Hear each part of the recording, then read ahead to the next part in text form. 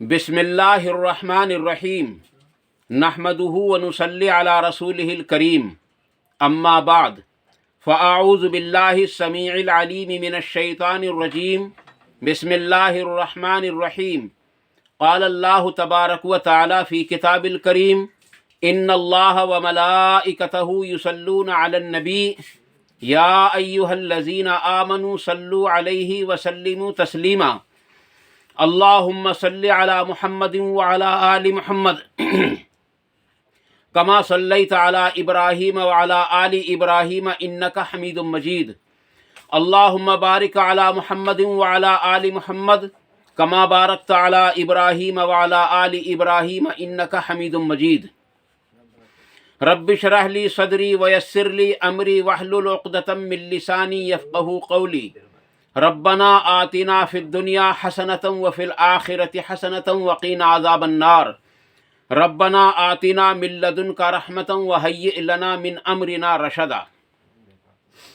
گزشتہ ویڈیو میں ہم نے آپ لوگوں کے سامنے کئی ساری مومن کی علامتوں کو بیان کیا اور ان علامتوں کو بیان کیا جو قرآن کریم کی سورت نمبر 25 میں بالکل آخری رکوع میں ذکر کی گئیں۔ آج آپ کے سامنے اسی رکوع سے متعلق جو علامتیں بیان کی گئی ہیں قرآن کریم کے اندر، اس میں سے 3 علامتوں کو بیان کیا جائے گا، اور آج کی علامتوں کو ملا کر یہ تقریباً 9 علامات ہو جائیں گی۔ عزیز دوستو، اللہ تبارک و تعالیٰ نے قرآن کریم کو ہمارے لیے عین ہدایت کے لیے نازل فرمایا، اور اپنے نبی جناب محمد الرسول اللہ صلی اللہ علیہ وسلم کے ذریعے یہ کتاب ہم کو پہنچا کر اللہ رب العالمین نے ہمارے اوپر بڑا احسان کیا ہے۔ اب کچھ لوگوں کا یہ عقیدہ ہے کہ کچھ لوگ ایسے ہیں جو اس کو پڑھ کر گمراہ ہو جاتے ہیں۔ عزیز دوستو، اس کو پڑھ کر گمراہ کوئی نہیں ہوتا سوا اس کے جو خود ہے حق کو تلاش نہ کر رہا ہو۔ یضل بہ کثیرا ویہدی بہ کثیرا کا جو مطلب ہے، اس کا مطلب کچھ اور ہے، لیکن جو لوگ یہ کہتے ہیں کہ قرآن کریم کو ترجمے کے ساتھ ڈائریکٹ نہ پڑھو، گمراہ ہو جاؤ، اس کا یہ ہرگز مطلب نہیں ہے۔ بلکہ جو لوگ اس بات کو کہتے ہیں کہ اس کو پڑھنے سے گمراہ ہو جاتا ہے، میں عالموں کو نہیں کہتا بلکہ ان لوگوں کو کہتا ہوں کہ وہ خود گمراہ ہیں، اس لیے وہ دوسروں کو کہتے ہیں کہ وہ گمراہ ہو جائے گا۔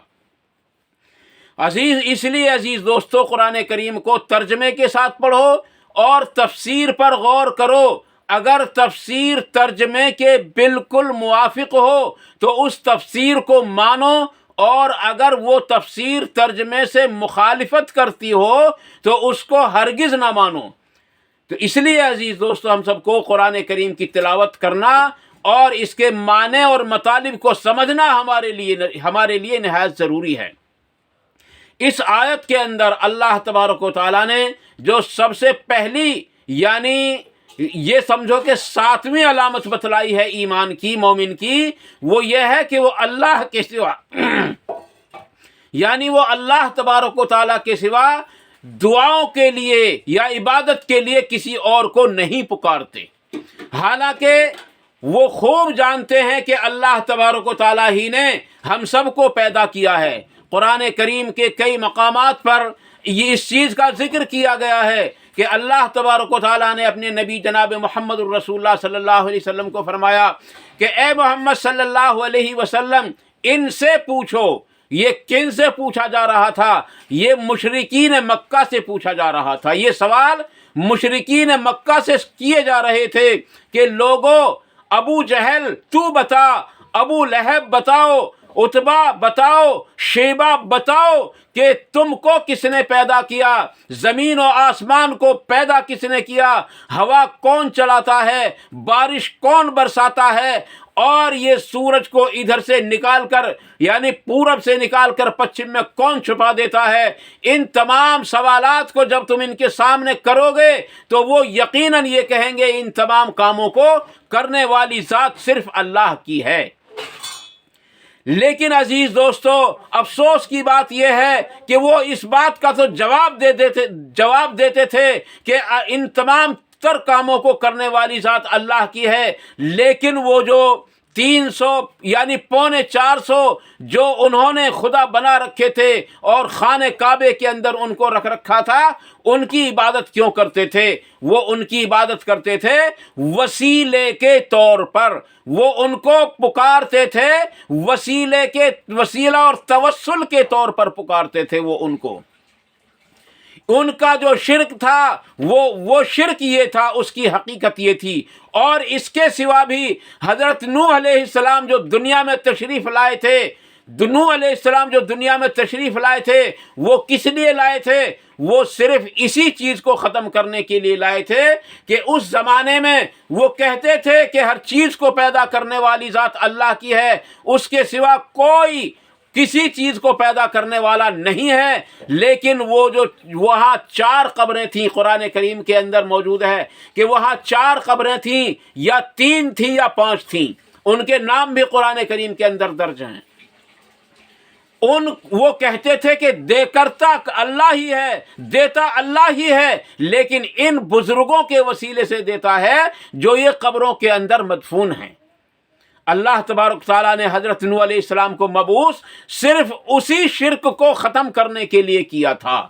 آج نوح علیہ السلام کے زمانے میں صرف 3 سے 5 قبر کے درمیان تھیں، آج ہمارے زمانے میں کتنی ساری قبریں ہیں جن کو وسیلے کے طور پر پکارا جاتا ہے، توسل کے طور پر پکارا جاتا ہے، اور ان سے جا کے دعائیں مانگی جاتی ہیں، منتیں مانی جاتی ہیں۔ اللہ تبارک و تعالیٰ نے اس کے اندر سب سے پہلی پہچان یہ بتائی کہ وہ لوگ ایسے ہیں کہ وہ اللہ تبارک و تعالیٰ کے سوا کسی اور کو دعا کے لیے پکارتے ہی نہیں ہیں۔ ایاک نعبد یعنی عبادت بھی تیری ہے، و ایاک نستعین کہ دعا بھی تجھی سے مانگی جاتی ہے، اور کسی سے کوئی دعا نہیں مانگی جاتی۔ اللہ تبارک و تعالیٰ نے قرآن کریم کے اندر ارشاد فرمایا، لوگوں جن کو تم پکارتے ہو دعا کے لیے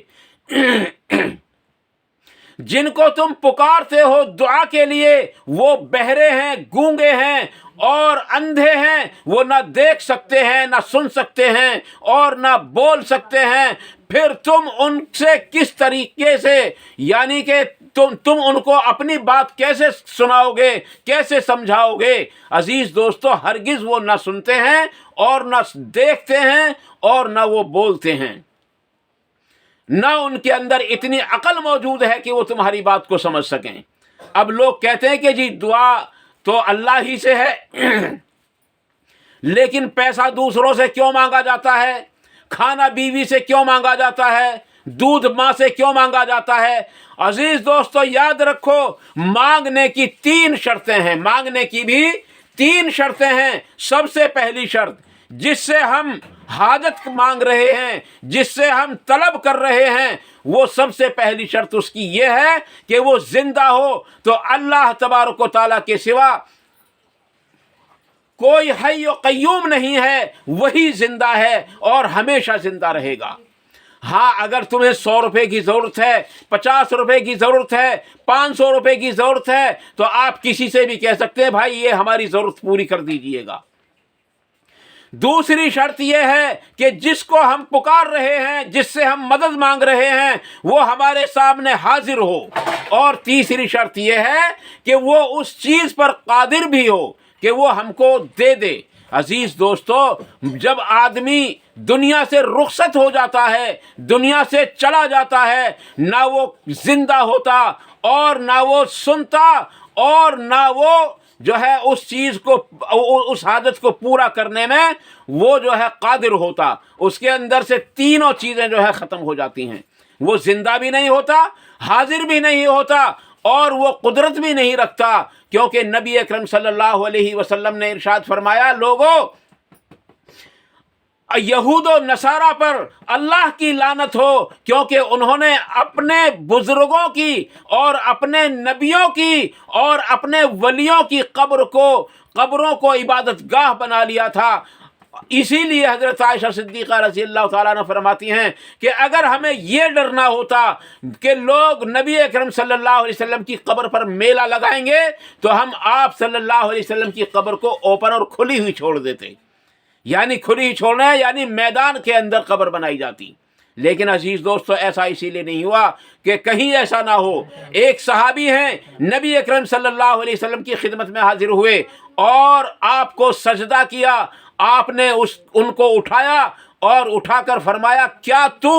جب میں مر جاؤں گا کیا تو اس کے بعد بھی میری قبر پر سجدہ کرے گا؟ تو عرض کی یا رسول اللہ پھر تو میں سجدہ نہیں کروں گا وہاں جا کر کے۔ تو آپ نے فرمایا کہ اگر زندہ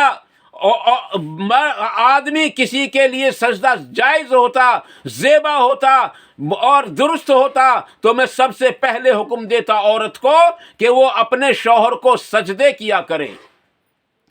آج جو ہم عرس کے نام پر سجدے کر رہے ہیں، آج جو ہمارے یہاں خانقاہوں کے اندر جا کر کے سجدے کیے جا رہے ہیں، آج جو بزرگوں کے سامنے جا کر کے سجدے کیے جا رہے ہیں، یہ کون سی توحید ہے بتاؤ؟ یہ کون سی عبادت ہے؟ عزیز دوستو یہ توحید و رسالت نہیں ہے بلکہ یہ گمراہی اور ضلالت کا راستہ ہے، اور یہ صرف بدعتی ہی نہیں بلکہ شرک ہے، اور اللہ تبارک تعالیٰ نے شرک کو معاف کرنے سے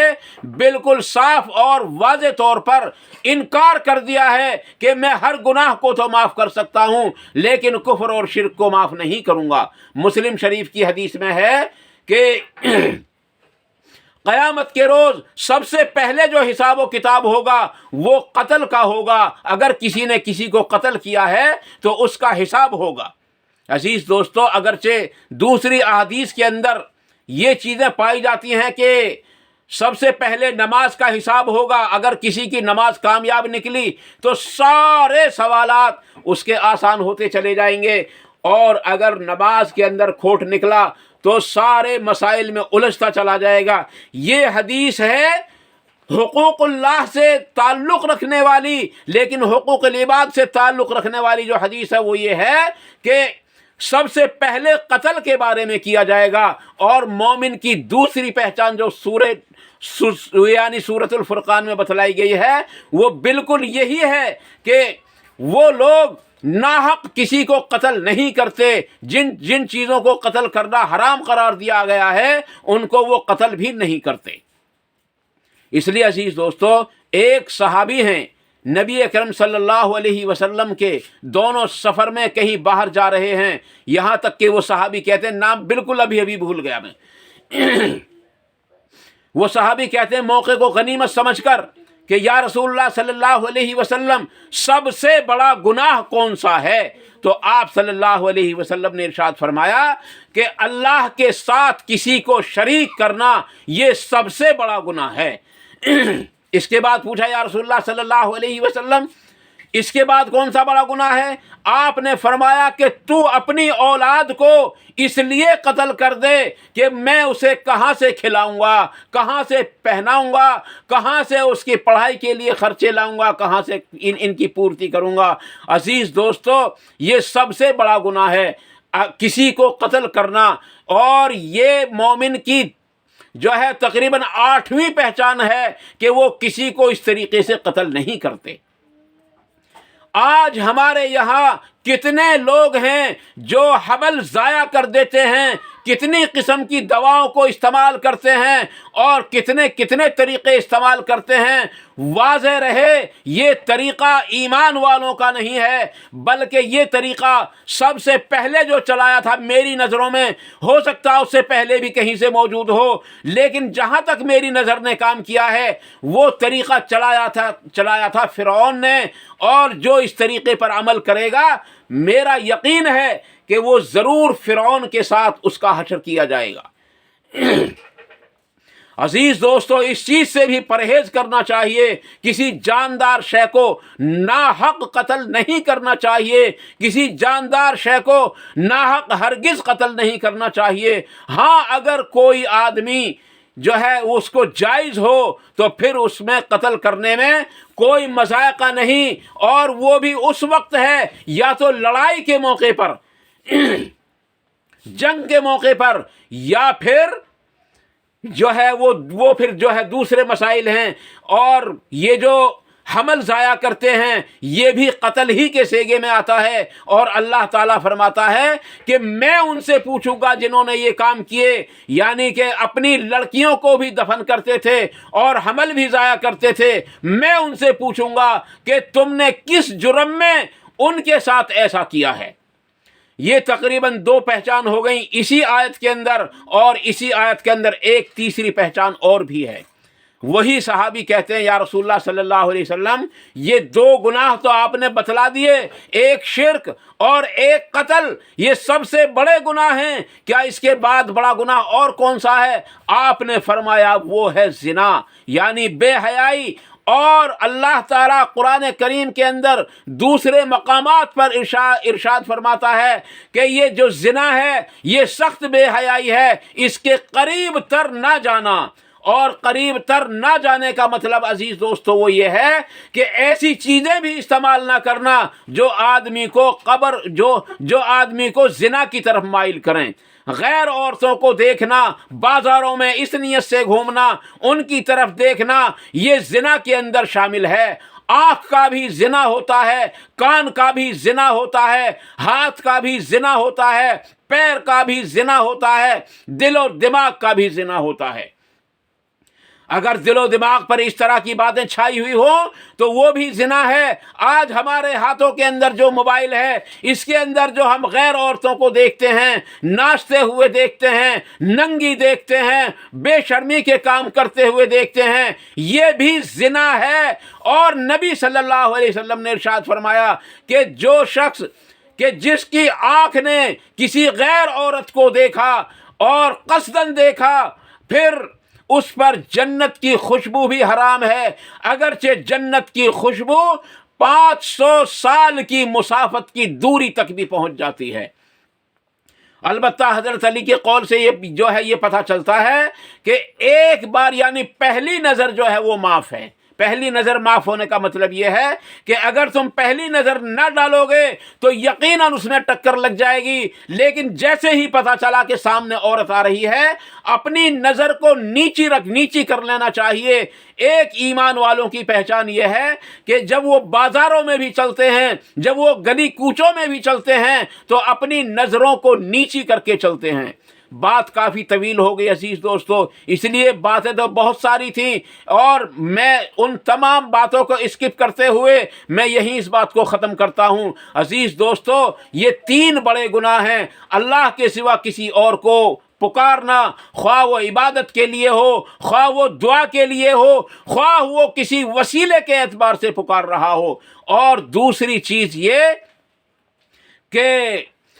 جو ہے کسی کو ناحق قتل کرنا، اور تیسری چیز یہ کہ وہ زنا کرنا۔ یہ 3 چیزیں ہیں۔ انشاءاللہ تعالیٰ اگلی ویڈیو کے اندر باقی 3 چیزوں کو بھی میں آپ کے سامنے کچھ ہلکی سی تفصیل کے ساتھ آپ کے سامنے بیان کرنے کی کوشش کروں گا۔ اللہ تعالیٰ ہم سب کو